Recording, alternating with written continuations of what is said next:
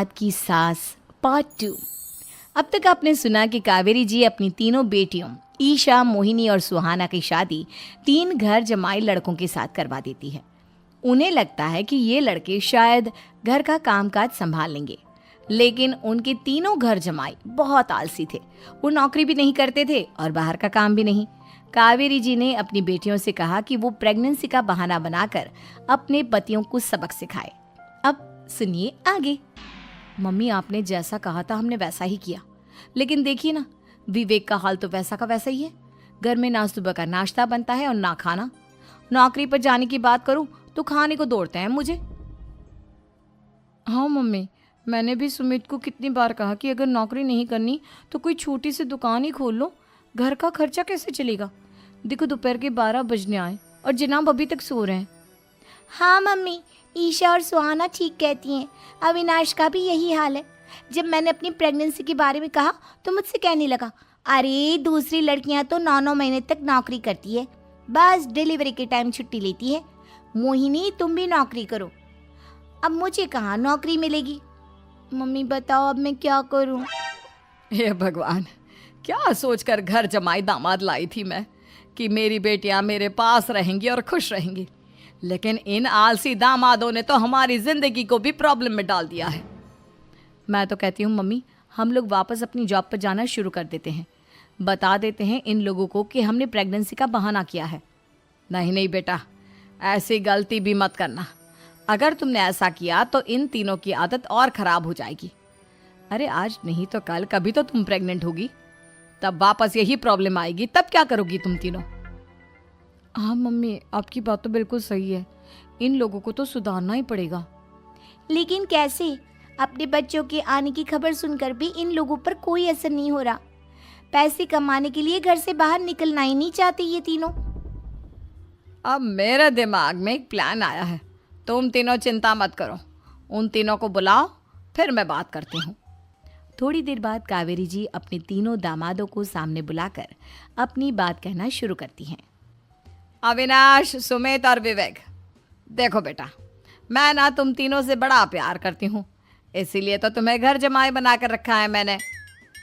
अरे मम्मी जी, सीधे सीधे कहिए ना, क्या बात है? प्यार तो हम भी आपको बहुत करते हैं। अरे मम्मी जी, आपकी इज्जत भी बहुत करते हैं। अरे भाई, आपके जैसी सास और कमाने वाली बीवी सबको मिलती है क्या? हाँ मम्मी, विवेक और सुमित ठीक कह रहे हैं। आपकी बेटी से शादी करके मेरी तो ज़िंदगी ही अच्छी हो गई है। जानती हूँ मैं, और ये भी जानती हूँ कि तुम तीनों अपने अपनी बीवियों से बहुत प्यार करते हो। बेटा, बात ऐसी है कि हमारे कुल गुरु ने कहा है कि प्रेग्नेंट होने के बाद मेरी तीनों बेटियाँ शुरू के 4 महीने हमारे गांव में जाकर रहेगी, जहाँ मेरे चाचा जी रहते हैं। अरे लेकिन क्यों मम्मी, गांव में जाकर रहने की क्या ज़रूरत है इन तीनों को? वो क्या है ना बेटा, हमारे परिवार को एक श्राप है।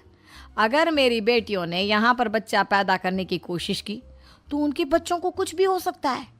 इसलिए अब से लेकर 4 महीने पूरे होने तक इन्हें गांव वाले घर में रहना पड़ेगा। हाँ तो इसमें प्रॉब्लम क्या है मम्मी जी? हम भी वहाँ जाकर रहेंगे, पिकनिक मनाएंगे। अरे भाई बीवी जहाँ, हम भी वहाँ। हाँ यार, आइडिया तो बहुत अच्छा है। शहर की ज़िंदगी में रह रहकर परेशान हो चुके हैं, अब कुछ दिन गांव में बिताएंगे। तुम लोग समझने की कोशिश क्यों नहीं करते? तुम में से कोई भी वहाँ नहीं जा सकता, और मैं यहाँ रहूँगी ना तुम तीनों के साथ। 4 महीने की तो बात है, उसके बाद ये तीनों ही लौट कर आ जाएंगी। ठीक है मम्मी जी, अब हमारे बच्चों का सवाल है तो ये तो करना ही पड़ेगा। कावेरी अपनी तीनों बेटियों को कुछ दिन के लिए घर से बाहर कहीं दूसरे शहर में रहने के लिए भेज देती है। कुछ दिनों के बाद, अरे मम्मी जी, बहुत दिन से पिज्ज़ा नहीं खाया, मंगवाइए ना। क्या बताऊं बेटा, पहले तो बेटियां खर्चा दे देती थी क्योंकि उनकी नौकरी थी, लेकिन अब तो मेरे पास पैसे ही नहीं बचे। थोड़े बहुत पैसे हैं जो बच्चों की डिलीवरी में काम आएंगे। लेकिन मम्मी जी, आपकी बेटियों को वापस आने में तो अभी बहुत वक्त बाकी है। वही सोच सोच कर परेशान हो रही हूँ। सोच रही हूँ कल से दूध भी बंद करवा देती हूँ। अब दूध वाले को देने के लिए पैसे भी तो नहीं है ना। अरे नहीं नहीं मम्मी जी, अगर दूध भी बंद करवा दोगी तो मुझे चाय कहाँ से मिलेगी? और चाय के बिना मैं तो मर ही जाऊंगा। क्या करूं बेटा, इसके अलावा हमारे पास कोई ऑप्शन नहीं है। मेरे पास पैसे ही नहीं बचे। इस तरह कावेरी जी धीरे धीरे अपने तीनों दामादों को पैसे देना बंद कर देती हैं और घर में खाने पीने की चीजें लाना भी बंद कर देती है। अब वो तीनों बुरी तरह से परेशान होने लगे थे और इसलिए एक दिन तीनों प्लान करके घर से बाहर निकलते हैं और बाजार में जाने के बाद यार अच्छा खाना खाए हुए कितने दिन हो गए, पता नहीं कब अच्छा खाना मिलेगा। हमारी बीवियों के जाने के बाद तो हमारी हालत भिखारियों जैसी हो गई है यार। कुछ भी हो, मुझे तो आज पिज्ज़ा खाना ही खाना है। जेब में 1 रुपया नहीं है और पिज्जा खाएगा, कहाँ से आएंगे पैसे? अरे देख वहाँ सामने बोर्ड पर क्या लिखा हुआ है, कंप्यूटर पर काम करने के लिए एक आदमी की आवश्यकता है। भाई मैं तो जा रहा हूँ, काम करूँगा और शाम तक पैसे लाकर आराम से पिज्ज़ा खाऊंगा। जा जा, तुझे कोई काम नहीं देने वाला, हम तो घर जा रहे हैं। चल भाई सुमित। सुमित और अविनाश वहाँ से चले जाते हैं और विवेक उस कंप्यूटर शॉप पर सारा दिन काम करके 5,000 रुपये कमा कर घर लौट कर आता है और अपने खाने के लिए अच्छी अच्छी चीज़ें भी लेकर आता है। ये देखकर विवेक और सुमित के दिल में भी कुछ पैसे कमाने की इच्छा जागती है। अरे सुबह सुबह कहाँ चल दिए तुम?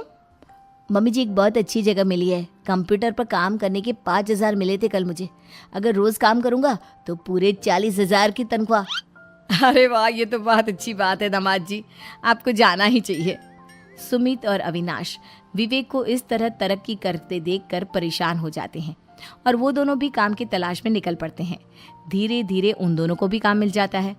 अब कावेरी के तीनों दामाद छोटी मोटी नौकरी करके अच्छा पैसा कमाने लगे थे। एक दिन कावेरी उन्हें अपने पास बुलाती है। अरे वाह, विवेक 40,000 कमा लेता है, अविनाश 60,000 और सुमित तुम भी 40,000 के आसपास कमा ही लेते हो। कुल मिलाकर तुम अच्छे खासे पैसे कमा रहे हो बेटा।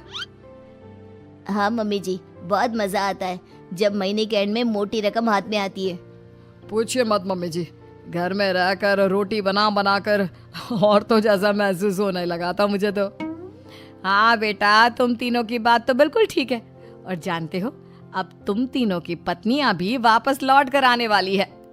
लेकिन मम्मी जी अभी तो उन्हें गए सिर्फ 2 महीने हुए हैं, आपने तो कहा था वो 4 महीने के बाद लौट कर आएंगी। ऐसा कुछ नहीं है बेटा, मैं सिर्फ तुम तीनों को सबक सिखाना चाहती थी कि आदमी घर में बैठकर बीवी की कमाई खाता हुआ अच्छा नहीं लगता। इस दुनिया में हर इंसान को मेहनत करनी चाहिए, काम करना चाहिए, चाहे वो औरत हो या आदमी, ताकि अपने परिवार को संभाल सके। कावेरी की बात सुनकर उन तीनों को अपनी गलती का एहसास होता है और कावेरी उन्हें सच बता देती है कि ईशा, सुहाना और मोहिनी शहर में ही कहीं दूसरी जगह रह रहे थे। शाम के वक्त उन तीनों की पत्नियां लौट कर आ जाती है और कावेरी जी का परिवार एक खुशहाल परिवार की तरह रहने लगता है। भाई सुनो सुनो सुनो सुनो, तुम्हें पता ना राहुल कितना मैच्योर हो गया, उसकी दाढ़ी मूछें भी आ गई हैं और राहुल के पापा कितने ओपन माइंडेड हैं। लेकिन उसके पापा राहुल को बाइक ही नहीं लेने दे रहे, बाइक ही नहीं लेने दे रहे। भाई मुझे क्या बताया, भाई चल चलो समझाते हो, तो बहुत जरूरी है यार बाइक लेना तो। पर भाई उसको लेना क्यों नहीं दे रहे? अरे बोल रहे वो काम छोड़ के चली जाएगी। क्या हुआ? अबे चलो ना, समझाते हैं यार, अबे चलो। अबे यार अंकल जी, राहुल अब बड़ा हो गया, अब नहीं लेगा तो कब लेगा?